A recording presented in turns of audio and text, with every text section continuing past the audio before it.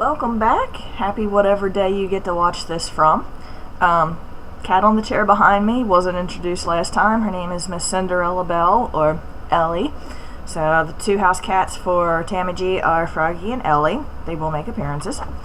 So if you got your sword, Bible, and I got some notes, so I stay really on topic. Coffee, life is good. Leave a little sparkle. Today's text, we're going to get into the book of Luke. And in Luke, specifically, chapter 7, verses 11 through 15. Luke is the only one to record this account. And I will say account and not story. Stories are just things that we tell our kids to get them to bed. And Jesus is not just a bedtime story. And so it's an account. An account is an actual recollection of factual events. So our account today is from Luke 7, 11 to 15. And it's, in my Bible, it's just called Jesus raises the son of the Widow of Nain. Okay.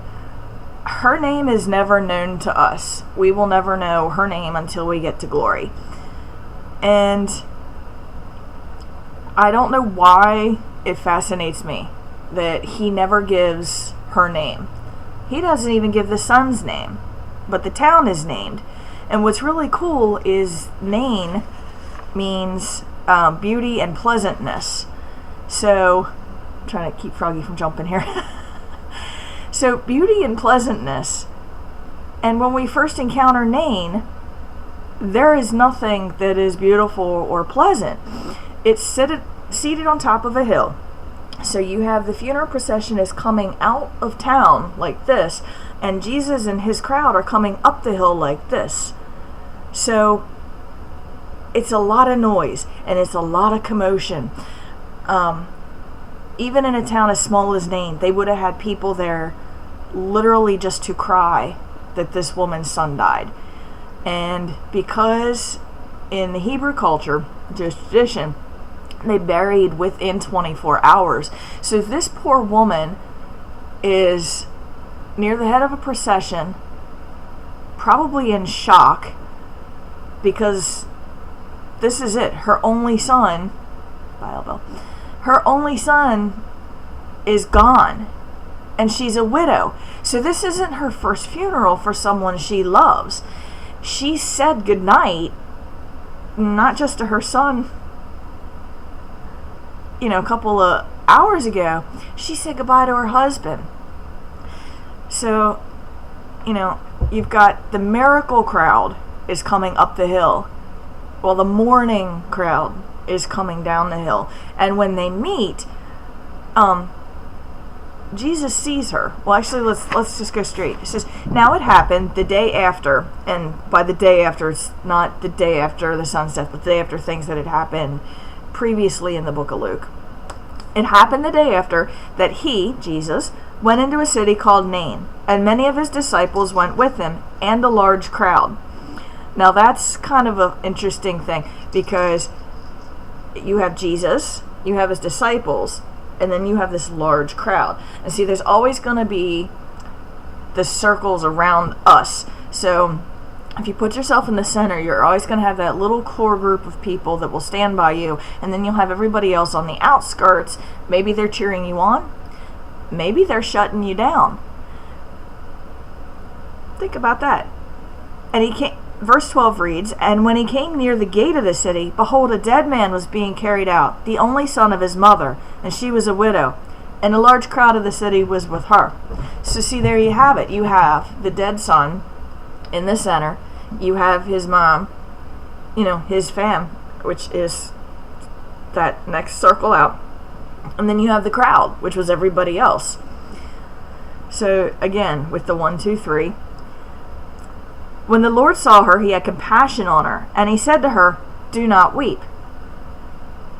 Okay. So obviously she is crying, which I get that. She's got the most horrible situation she could possibly be facing. And he's just like, no. So he came and he touched the open coffin, and those who carried him stood still. And Jesus said, "Young man, I say to you, arise." So he who was dead sat up and began to speak, and he presented him to his mother. Now there is a lot that happens in that. And we're going to start with her. And I think it's because I relate to her. Like, there is a level where I get her. For those of you not familiar to me, my husband walked through the valley of the shadow of cancer. At the time of this recording, it's been 6.5 years. And when we hit the other side of that valley, it was me and 2 kids and a stepson, and my husband was dancing on the streets of glory. So I know I'll see him again. So to hear "do not weep," that just hurt. That's kind of like, you just want to look at Jesus like, hey bro, no, whatever. And actually, one of the crazy parts about the mourning process, and she's just in the beginning stages, she's already gone through it completely with her husband. Now here she is again with her son, and is people who will just look at you and say, "Are you okay? Are you okay?" And they make that face like they're passing a kidney stone, you know, "Are you okay?" Like they already have an answer to the question they just asked you, and they're just waiting for that negative response to confirm what they think they know about you. There's this whole crowd of people mourning with her because they think they know what she's going through. This isn't the first time she's been in a funeral procession. But Jesus says, "Don't weep." And he walks over and he tells this man, "Get up." And the guy gets up. There's been whole things about whether Jesus should have touched the coffin because that would have made him ceremonially unclean, and the Levitical laws behind touching bodies. And I don't want to get into that.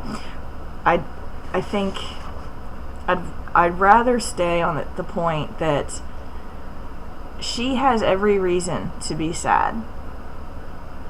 And yet, in that moment of "do not weep," he doesn't just give her lip service, and he doesn't just be like, "Oh, are you okay?" He does the thing that will make it possible for her to not weep. And that's something that only a Messiah can do. And we as human, when we do that for other people, we're being Jesus in that moment. So if you don't have those moments in your day, you might want to just, stop and do the check. Like, okay, was I just helping carry a coffin and cry? Or was it in me in the moment to be Jesus with the feet on and help someone not weep? See, my cat's even crying about this. So I kind of wonder too, like the first thing he thinks when he sits up off that funeral pyre is like, where am I? What's going on? Mom, like, what's his first thought when he comes back into his body?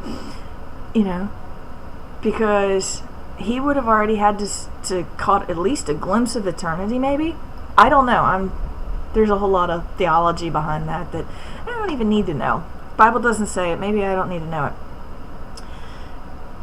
But he's given back to his mother. And it says Jesus brings him to his mother.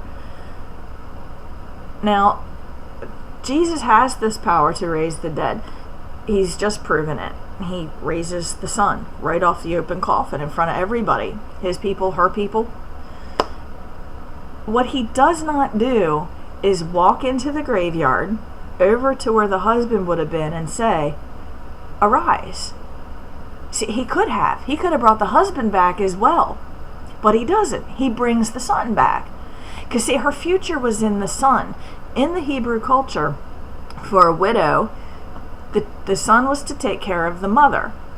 And with the death of the son, this woman had no home, no financial support. She has no security. She's utterly, potentially, unless the neighborhood kicks it up, she's destitute. She has nothing. So by returning the son, Jesus has given her future back. Her husband's been gone. Sometimes there's things in our past that just simply need to stay there. And I'm not saying the death of her husband was a good thing.